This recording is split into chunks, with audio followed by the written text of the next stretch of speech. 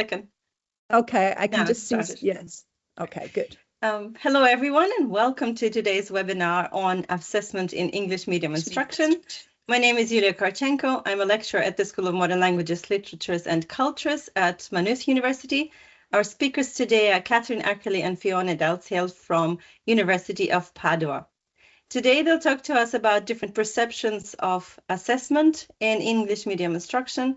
They have spoken to students and lecturers, and they have something to share with us about their opinions on academic literacy competence and also the need for international students to adapt to academic cultures of their host universities. To introduce our speakers, we have Katherine Ackerley, who is Associate Professor of English Language and Translation at the University of Padua. She teaches on undergraduate and postgraduate degree courses in modern languages, as well as on international degree courses in psychological science. She was a vice director of the University Language Center previously, where she was involved in the organization and delivery of English language support for EMI lecturers and university administrative staff. She researches English medium instruction, applied corpus linguistics, English for specific purposes, and learner corpora. Welcome, Katherine. Thank you. We also have Fiona Dalziel, who is Associate Professor of English Language and Translation at the Department of Linguistic and Literary Studies at the University of Padua, Italy, where she teaches on BA and MA degree programs in modern languages. She was previously head of Padua University Language Center, where she set up the Learning English for Academic Purposes project, whose aim was to support lecturers teaching their content courses through English. She also researches English medium instruction, translanguaging in the language classroom, and the use of drama in English language learning, including that of adult migrant learners. Welcome. We're very much looking to forward to hearing from you today. I'll hand over the microphone to you, Katherine and Fiona. Thank you very much, Julia, and thank you for this invitation. It's very nice to be here. Hello, everybody. As Julia was saying before, we have been involved in EMI for quite a long time, over 10 years now. We're very happy to be part of this webinar series in particular because quite recently, we've turned our attention to issues of assessment, realizing that maybe it's something that we had to some extent neglected in the past. We were involved, at our university in helping lecturers prepare for EMI instruction, but mostly focusing on the classroom, lessons in English, and also looking at student perspectives. So we're just going to share with you some initial findings of a study that we have just started carrying out here at the University of Padua, and we're looking forward to your comments and questions at the end. So briefly, to give an outline, we are going to say something about the context of the study, the situation here in Padua. Very briefly, as we know that you've had two webinars on these issues previously, something about EMI assessment, and then we're going to look at student and lecturer perspectives on assessment, the things that emerge from our study. So we'll be interested to see if you have similar findings maybe in your own universities. Say something about possible strategies that have emerged from our study, and this will lead into our final discussion. So very briefly, for those of you who don't know, just something about the university. I've put the original name here, University of Padua. There we have Galileo's lecture podium on the right. We now have, it's a big university, we now have over 70,000 students, but it's characterized, as in many other places, by rapidly increasing numbers of international degree-seeking students. And this has gone from less than 5% in the 18-19 academic year to around 9% now. So 9% of our students are international. EMI was formally introduced in the 2009-2010 academic year, and we now have over 50, I think it's 52 English taught programs in 7 out of the 8 schools of the university. mostly at master's level, as you can see, only 7 at the moment at bachelor's level, and also a single cycle degree course in medicine and surgery. So here, just to bring in the topic of assessment in EMI, we've just chosen 2 quotes which we think sort of align with some of the things that we're going to be talking about today. This is a quote from Aizawa et al., who call for the examination of academic literacy and academic outcomes. The bold is ours, in diverse sets of assessments in the course curriculum, so not necessarily just thinking about, final exams, but essays, presentations, report, to capture the full extent of how the medium of instruction could affect students' academic outcomes in EMI. Clearly, assessment is important because it has an impact on our students' academic careers. And then thinking more about sort of the cultural, multicultural space here, Zheng and Kui talk about substantiating the view of EMI as a multilingual and multicultural space, which requires us to recognise that teachers and students involved in the EMI setting are multilingual resources in knowledge generation. And they assert that due respect needs to be paid to the epistemic diversity as well as intellectual traditions carried by these teachers and students. And these are issues which will emerge later in our talk. So I now hand over to Katherine. Okay, right. So just to give you an idea, an overview of of assessment practices in Italy, very often in university courses, there is a final examination, and this can be an oral exam. And this is something that our international students find rather unusual. However, for Italian students, this is something that they have been used to since they were at primary school. At primary school, these oral tests are called interrogazione, or interrogation in English, but they are far from a police-style interrogation. They're more of an opportunity for co-construction of knowledge. There is a dialogue between the student and the teacher, and Bowles has defined this as a demonstration of knowledge through a particular type of narrative co-construction. And there may be opportunities, when done well, for the lecturer to guide the student towards the correct answers, or even to take the opportunity to teach something during the exam. So very different to a written exam situation. Something else that the international students find unusual is that exams in Italy are public. That is, other students may sit in and listen. And Italian students are used to a certain amount of autonomy because they can decide when to take the exams. They have numerous opportunities during the year, and they can also reject a grade if they're not happy with it. Okay, so the study that we're talking about today draws on 2 data sets. We developed an online student questionnaire, and we had 363 responses from students across schools, and we carried out a quantitative and a qualitative thematic analysis.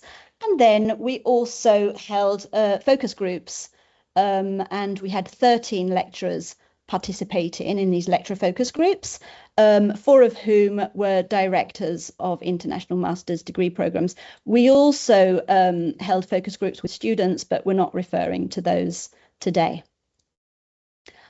Okay, so as I said before, we had 363 responses from our students of 60 different nationalities, and we had 201 international students and 162 Italian students. And in this study, we were interested in looking at the impact, or what students perceived was the impact of language proficiency on how they performed in exams, but we're also interested in non-linguistic factors. So we'll start by looking at some of the linguistic factors. And as you can see from this slide, we were interested in seeing whether they perceived the impact of language proficiency differently in written exams compared to oral exams. And you can see that they weren't particularly concerned about their general language proficiency, but it is more of an issue in the oral exams, which you can see in red. And speaking skills in oral exams, obviously, were more of a concern than academic writing skills. But if we look at non-linguistic factors, you can see that they actually have bigger concerns. We were interested in whether task expectation was an issue, or whether doing unfamiliar tasks that they weren't used to, created problems. And you can see that, yes, task expectation was an issue both in written and in oral exams. And exam anxiety, unsurprisingly, is also a problem. And there is greater anxiety during oral exams than in written exams. Memorization is also an issue. And we will look at that because it's not just memorization problems with forgetting things, but the type of exam that leads to memorization. Okay, so as I said, language issues are generally not too much of a problem, but students did say that it is more difficult studying in a second language. It does require double the effort, as this student says. And anxiety is an issue in both written and in oral exams. There's concern about writing words correctly, formulating myself in a good enough way, problems concerning doubts about register, spelling, and then just speaking in English can make them feel anxious. And there are cultural challenges because of these unfamiliar tasks and unclear task expectations. The international students are aware that Italian students are used to dealing with oral exams, for example, and they are not. While it's a normal experience for Italian students, it was a very stressful exam for me. And this is something that we as lecturers do need to be aware of. Okay, I already said that both Italian and international students find oral exams more challenging than written exams, but we also asked students which type of assessment best evaluates their knowledge and skills in the field. And as you can see from these graphs, the Italian students in grey actually appreciate oral exams. They see how these allow them to show what they know at the end of a course, whereas the international students believe that they can or they are best assessed through written exams. However, despite this, international students do understand the value of oral exams. With written exams, it can be easier to memorize answers without understanding them. Remember, I mentioned that memorization is an issue for students. But memorizing doesn't necessarily mean that they've actually learned or that they're going to remember what they should have learned in the future. Whereas with oral exams, our students, some of them have said that they actually learn to communicate better. So with written exams, you do not learn to explain information to people in real life situations. This was a medicine student. That was a medicine student, yes, who recognized that he was going to need to talk to patients in English in the future. And then one of the benefits of oral exams is that in a written exam, you get one opportunity to get things right. You write your answer and then the lecturer evaluates that. But in an oral exam, because of the dialogue, there is this co-construction of knowledge. And also there is the opportunity to establish a relationship with the professor, with the lecturer. And this student here says that this relation makes him feel more at ease, and the study experience can be more fulfilling. So there is an appreciation of oral exams. And this student surprisingly found that she liked the oral exams even more than exams that she had experienced in the past. Okay, we'll go back to Fiona. Okay. Yes, I wanted to say something about our lecturer focus groups as well here.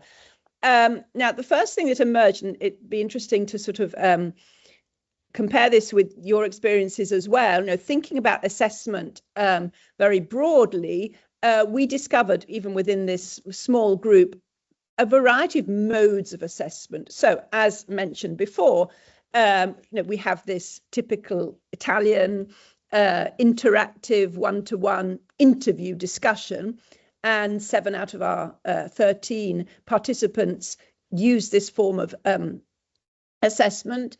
There were also a variety of written exams in the form of case studies, exercises, multiple choice, open questions, and also very often, combinations of modes of assessment, a written exam and an oral discussion. So, combining theory and practice, a written exam combined with a group discussion, and then the incorporation of individual work such as learner diaries into assessment procedures, combined in one case with oral discussion, and group work combined with individual discussion, presentations, written exams, trying to, in this particular case, have a more global assessment of the students' achievements.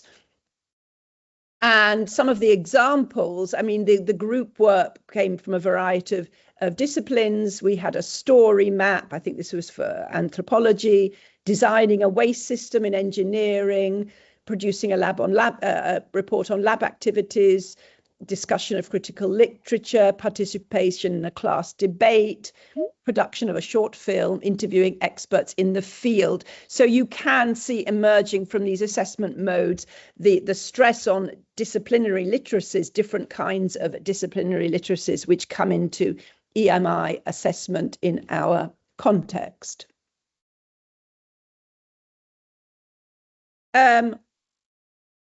Once again, with our lecturer focus groups, the level of English of the students was rarely seen as a problem, especially at master's level. And the lecturers saw that the cultural challenges were a greater issue. As one said, we have students with very different expectations, different skills. We're somehow facing a whirlpool of difference. Another thing which was actually important, and this brings us back to the idea of our disciplinary literacies, our lecturers talked about the students through the assessment procedures acquiring the craft of the field. Now, we've mentioned medicine, but also this came up with our maths lecturer who had a written and an oral exam. And, for many of us, for me as well, coming from, my background of having studied in the UK, the idea of having an oral maths exam is something totally foreign to me. But as this lecturer said, well, that's what a mathematician does. They stand up and they explain things at the blackboard. So we replicate this in our oral exams. The mathematician's craft, standing in front of a blackboard with another colleague, is the way we work. So I try to reproduce the same with the students during the exam. So, educating the students into a very specific disciplinary literacy.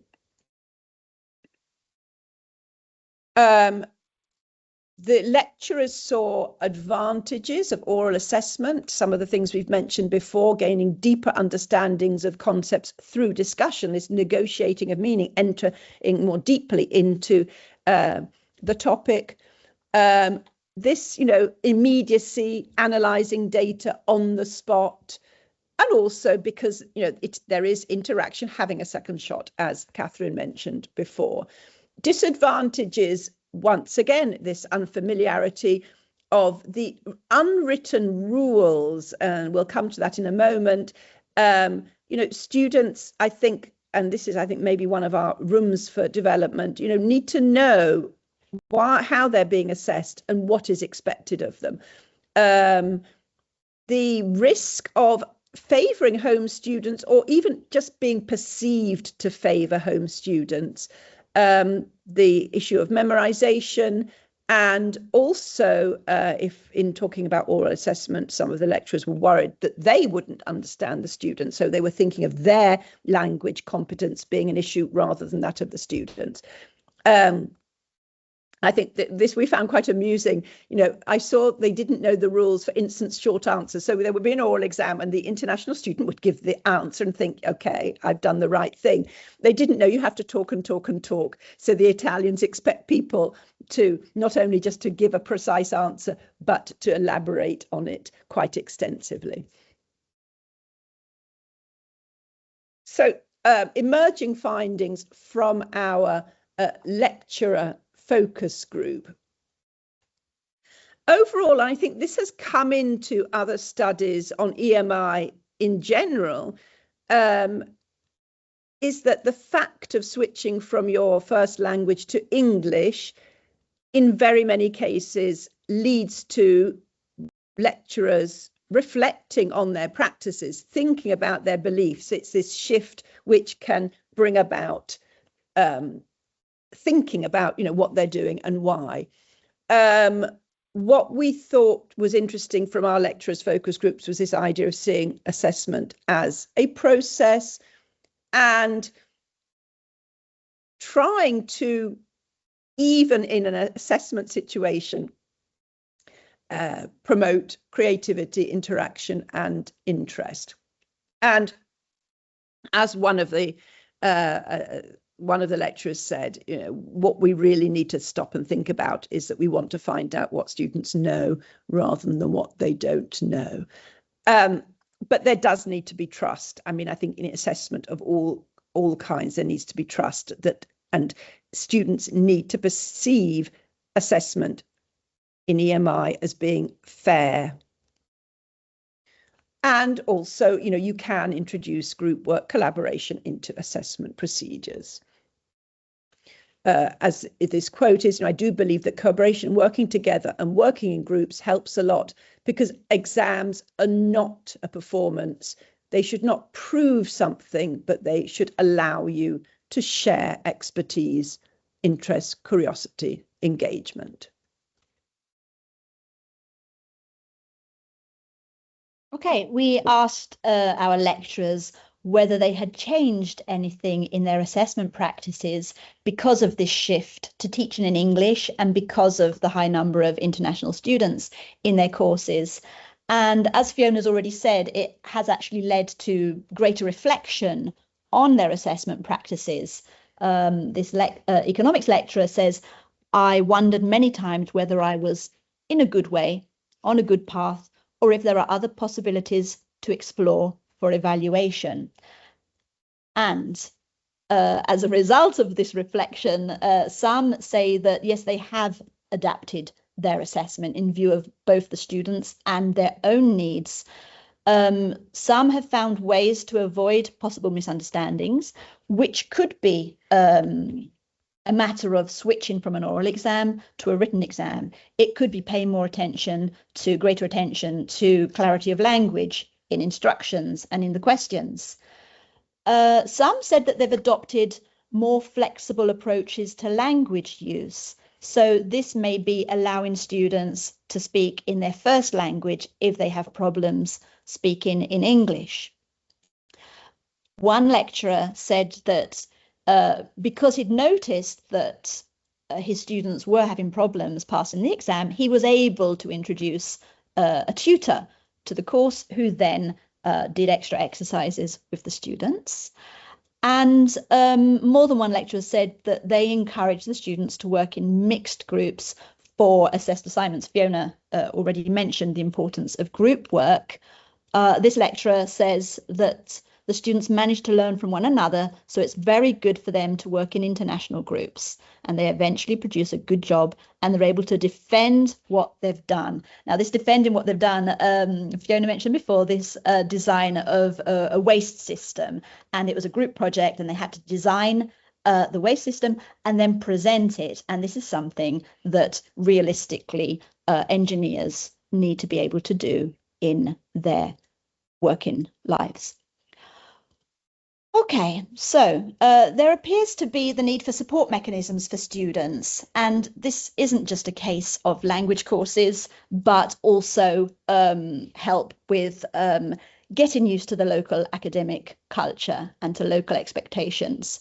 Then there's a need for greater awareness of divergences of academic cultures and beliefs about knowledge construction and dialogue among stakeholders. So students, lecturers, and administrative staff and policymakers. And then the need for local transformations. This doesn't mean adopting assessment practices of other countries, but adapting according to the local context, but also the international students and what they expect and what they have experienced and what they also need to be able to do in the local academic context. And then we have this ARCUS community of practice on EMI, and our lecturers have spoke about the importance of having the opportunity to discuss issues with others. And we'd now like to have a discussion with you. So we have our community of practice. So we're hoping to set up more communities of practice to discuss assessment here at our local university. But just to sort of give a little bit of food and for thought to lead into questions and discussion here, this is another quote from our focus group, and the lecturer says, one thing we're doing is to try to reflect on what kind of exam we do, why we do this exam, discussion among faculties, whether this is the right way of assessing, what was behind it, because as they say, some colleagues are shy of getting rid of an old way or traditional ways of doing exams. They don't know how to change it. So she says that discussing about it is always helpful. So here are just a few of our references which we can leave you with, but going back to this quote here, we just want to thank you for coming and ask if there are any questions, comments, and obviously we're talking very much about our context, but I think that is the whole essence of EMI, is that it is so context specific, and we're talking about practices which are very much situated. Thank you. Thank you very much, Fiona and Catherine. I'll just pause the recording now.